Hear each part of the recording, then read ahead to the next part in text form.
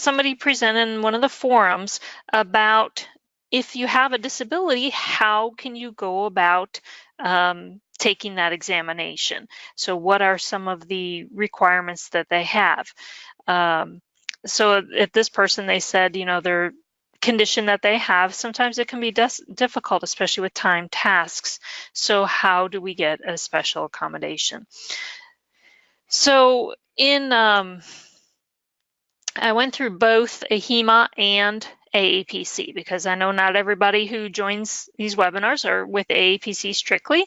So going through both. Now, of course, we know that the Americans with Disabilities Act, the ADA, you'll hear it referred to as that, they require reasonable accommodations for not just your work, your employer, but also in cases like these testing to try and gain that skill for an employer. So anybody with physical or mental disability or impairments, they allow additional accommodations. So they say that the impairments would substantially limit a major life activity like hearing or walking, seeing. Of course, we can, assume that. So the AAPC and AHIMA both do allow ADA accommodations. But of course, it has to be documented. So the AAPC listed on their website, the purpose of these certifications is we test the examinee's knowledge is what the AAPC is looking for. They want to make sure you know that content. They want to make sure you have the knowledge of the principles, accuracy, proficiency, and speed. So speed, we just talked about that becomes a factor. So that's why the BAT technique came out, so you can quickly pull this information. So for those reasons, AAPC considers an accommodation to time up to an additional hour.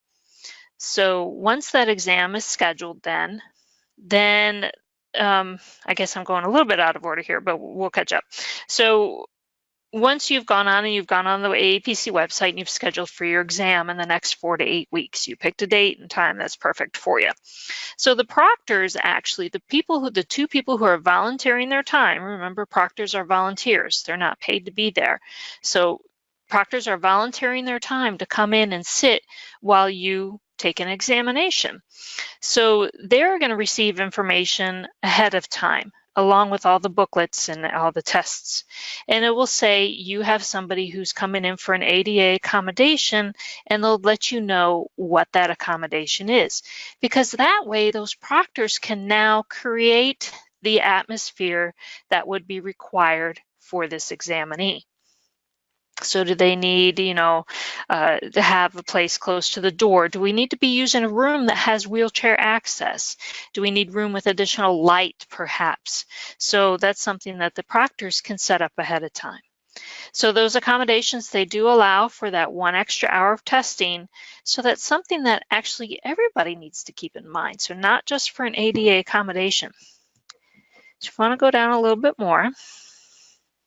So for the test takers, what do we have to keep in mind? Now, something that a lot of people don't realize when they're going in to take a test, not everybody there is taking the same test. So remember, AAPC offers a lot of certifications, and they're actually offered for different times. So an instructor certification is only for 2 hours. You have 2 hours to answer 50 questions, where the CPC, CPB, CPCO, the compliance, the billing, any of the other examinations, and all the specialty examinations. So the specialty cardiology that one of the members had passed this year, specialty orthopedics, something like that, those are all 5 hours and 40 minutes with a different amount of questions. It just depends. But not everybody's taking the same test. So some people may have different items available to them. So it's something always to keep in mind when we get up and leave that, somebody might be there longer, or if there's an ADA accommodation, we're not going to call them out, but we're just going to say that, please be quiet when you leave because not everybody takes the same test.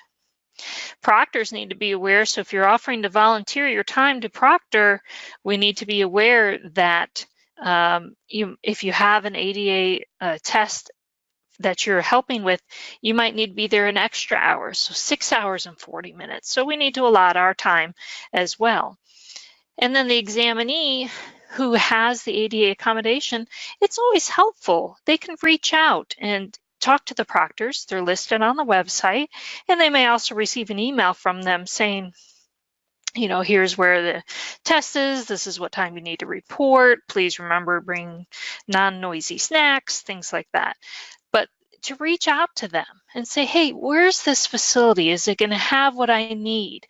I need an extra light because I have low vision. So is there an extension cord I need to bring, or is there an outlet near some of the desks? And then maybe they're not too familiar with the site itself, but they could at least find out for you if there's anything that's going to be helpful. So the ADA accommodation examinations, they must be offered at least twice a year by every chapter. So if this is something that you need as an accommodation, it's something to keep in mind. Each chapter must offer a certain amount of exams per year, and 2 of them must be ADA certifications. We can offer more than that, but we have to have at least 2. So if there's a particular area you're in, it's rather remote, just know that there will be some offered. They have to be either in the first and the third quarter or second and fourth quarter, but they have to be offered. To request this, how do you get to request an ADA accommodation? So a qualified healthcare professional completes a medical evaluation letter. So it could be done anytime within 12-month period. And that is going to get sent in or uploaded when you submit your application to AAPC. They review all that information, and then AAPC gets back to you and lets you know if it's been, you know, what the accommodation will be and how much extra time, up to an hour. They don't offer an untimed test, unfortunately. That's not the nature of our business.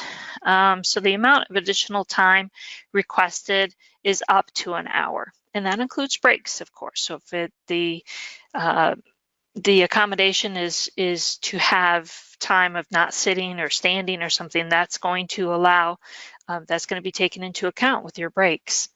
But they can make different kinds of accommodations. They can offer extra time. They can offer a different kind of answer sheet. Maybe you can't do the bubbles, the highlights. Maybe they're too small. And they can also offer a test booklet in a larger font. So in case you need to have, through poor vision perhaps, or some other accommodation, illness, you need a larger book. So if the font's too small for you.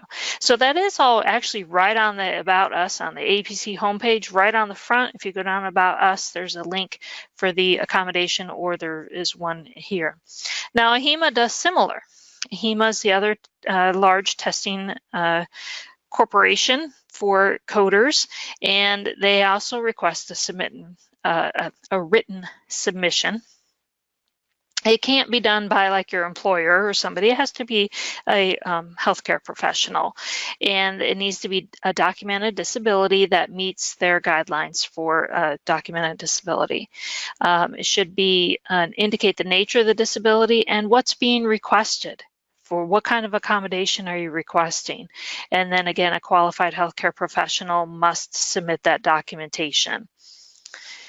So if we go down a little bit more, it will tell us a little bit more about some of AHIMA's, what they allow. So that again, you'll be notified in writing, just like AAPC does. They'll notify you as to what you've been allowed. And then you have to submit that with the application. So they actually have guidelines available on their website, or you can contact AHIMA for their information about their guidelines. So then you complete their accommodation form, you submit the information, and then you make sure it meets those guidelines that they have. And they actually allow a little bit different, because I don't know if anybody's familiar with AHIMA versus AAPC. An AAPC exam is a paper examination. You're allowed to have your books in there. You're allowed to make all these BAT notes and all these information techniques, you know, little notations to help you remember things in your books. AHIMA's a little bit different. Theirs is in a testing facility online, and there can be nothing in your books. So there's a little bit difference here between the two organizations. So they offer a little bit different accommodations. So if we go down a little bit more, They can offer a separate testing room that might be required. Perhaps you need, because you're in a room with people taking all sorts of different, it's a testing center, so they could be taking all different kinds of employment tests in there. You could have a reader for you, an extended testing time, or screen magnification. Perhaps you don't see well on a standard sized computer monitor, so they would have some kind of magnification or zoom technology, something to allow you to see that screen a little bit more, the same as a book would be offered in a different font. So everybody does try and accommodate everything as much as possible. And so you just submit your request in and see if it can be, see if it's one that meets the requirements. But yes, we try and help everybody to succeed their best at their coding career. So. Do you need more medical certification and business training? Learn more at www.cco.us.